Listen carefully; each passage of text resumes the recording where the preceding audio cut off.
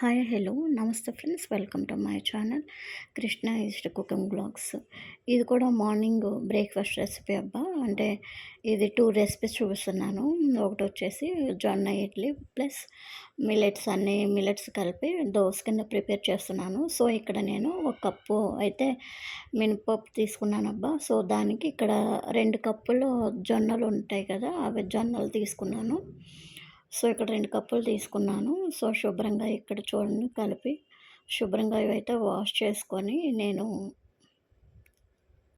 శుభ్రంగా వాటర్ పోసుకొని శుభ్రంగా కడిగి మళ్ళీ ఇప్పుడు నానబెట్టడానికి 8 అవర్స్ నానాలి కదా, అందుకని చెప్పేసి నేను వాటర్ అయితే పోసుకున్నానబ్బా. సో చూడండి, ఇదిగో కొంచెం వాటర్ అయితే ఎక్కువైనాయి. ఇక్కడ మూత పెట్టి నేను జొన్న ఇడ్లీకి నానబెట్టాను. ఇది వచ్చేసి మిల్లెట్ దోస అనమాట. నేను ఇక్కడ వచ్చేసి అదే కప్పుతో ఇది 250 ml అబ్బా. ఆ కప్తోనే నేను మినపగుళ్ళు అయితే తీసుకున్నాను. సో ఇక్కడైతే కొంచెం హెల్త్‌గా ఉందని చెప్పేసి నేను కొంచెం కొంచెం తీసి ఎలా అయితేనే టోటల్ 1 కప్ అయితే వేశాను. సో అయితే ఈ వైట్ జొన్నలనమాట. సో నేనిక్కడ 1 కప్ తీసుకున్నాను. సో మిల్లెట్ అన్నీ కలిపి దోస కదా అని చెప్పేసి ఇదిగోండి నేనిక్కడ పచ్చజొన్నలు, ఇవి వచ్చేసి రాగులనమాట. వైట్ జొన్నలు ప్లస్ రాగులు, ఇవి వచ్చేసి కొర్రలు ఒక కప్పు తీసుకున్నాను.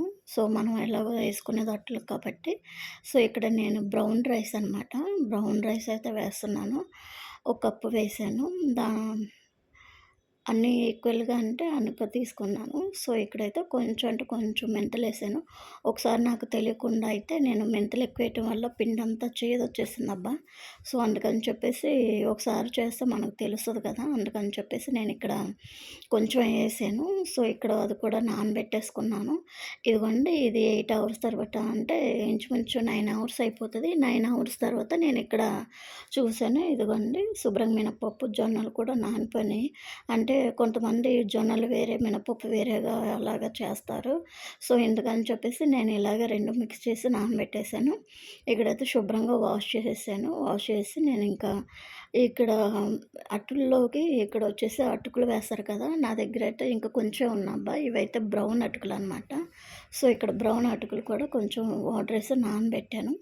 ఇక్కడైతే ముందు ఇడ్లీలకి ప్రిపేర్ చేస్తున్నాను. ఒక మిక్సీ గిన్నె తీసుకొని మిక్సీ గిన్నెలో ఇది నేను మొత్తం అయితే వేయట్లేదబ్బా, 2 ట్రిప్పుల కింద వేస్తున్నాను. ఇదిగోండి ఫస్ట్ ట్రిప్ అయితే ఇక మిక్సీ పడుతున్నానమాట. కొంచెం బాగా మెత్తగా కాకుండా కొంచెం అది మనకి ఇడ్లీ రవ్వ ఏసేటప్పుడు ఎలాగుంటదో అలాగా కొంచెం బరకగా అయితే గనక రుబ్బుకోవాలి. ఇదిగోండి చూపిస్తున్నాను కదా నేను. ఇలాగ రుబ్బుకున్న తర్వాత ఇది మళ్ళీ ఒక గిన్నెలో తీసేస్తున్నాను. ఇలాగ ఉంటే సరిపోయిద్ది. బాగా మెత్తగా అయినా సరే తినటానికి బాగోదు. మెత్తగా స్పాంజిలా ఉంటది. అందుకని చెప్పేసి మనం రెగ్యులర్ ఇడ్లీలకి ఎలాగ ప్రిపేర్ చేసుకుంటామో అలాగా ప్రిపేర్ చేసుకుంటే సరిపోతుంది. ఇది నేను సెకండ్‌దనమాట వేసేసాను. వేసి చూడండి, ఇది కూడా మొత్తం కూడా రుబ్బేసాను నేను ఆల్రెడీ. రుబ్బేసేసి మిగతాది కూడా నేను ఇంకా ఆల్రెడీ చూపిచ్చాను కదా మిక్సీ పట్టమని. ఇక్కడైతే నేను మిక్సీ చూపించలేదు.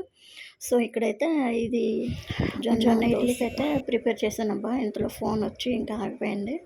సో ఇప్పుడైతే అన్నీ కలిపిన మిల్లెట్స్ ఉన్నాయి కదా, అట్లకు నానేసాను అది దోసలకి.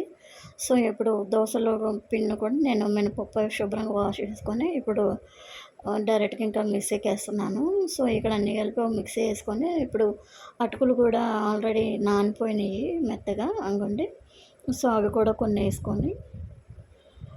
వేసుకొని సరిపడా వాటర్ పోసుకొని ఇది ఆల్రెడీ మిక్సీ పడుతున్నాను. ఇదిగోండి కొంచెం ఇది కూడా లైట్‌గా ఉంటే బరకగా ఉంటే బావుంటదబ్బా. మరీ మెత్తగా కాకుండా ఇలా వేసుకుంటే చాలు. ఇక్కడ నేనైతే ఒక స్టీల్ గిన్నెలో వేస్తున్నాను. అన్నీ ఇంకా ఇలాగే ఇంకా ఉంటుంది కదా,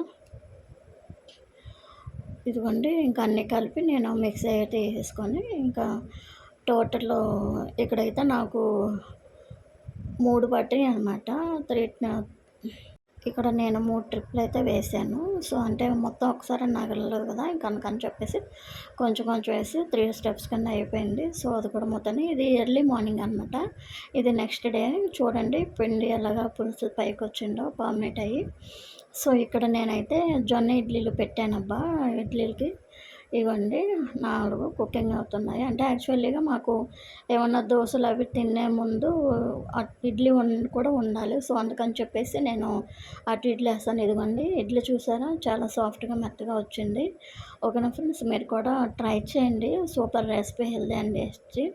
సో, ఇది మా పాప ఏసుకుంటుందనమాట ఆల్రెడీ. నేను షూట్ చేయలేదు అట్లు వేయటం, అందుకని చెప్పేసి ఇక్కడ మా పాప అయితే అట్లు వేయటానికి రెడీ అవుతుందనమాట. అంటే ఎలాగో ఇంకా చిన్నపిల్లలకు కూడా ఏదో ఆరాటం ఉంటది కదా! నేను కూడా ట్రై చేయాలని. సో, అందుకని చెప్పేసి ఇక్కడైతే వేస్తుంది. చూడండి ఇదైతే వేస్తుంది. ఒక గట్టేసి ఇంకా వేస్తుందనమాట. ఇదిగోండి అట్టంతా వేసేసింది ఇలాగా. ఓకేనా ఫ్రెండ్స్, నచ్చితే కనుక లైక్ చేయండి, షేర్ చేయండి, సబ్స్క్రైబ్ చేయటం మర్చిపోకండి. ఓకేనా ఫ్రెండ్స్, ఇప్పటిదాకా చేసిన వాళ్ళందరికీ thank you for so much. 12 మంది సబ్స్క్రైబ్స్కి. Okay friends, thank you for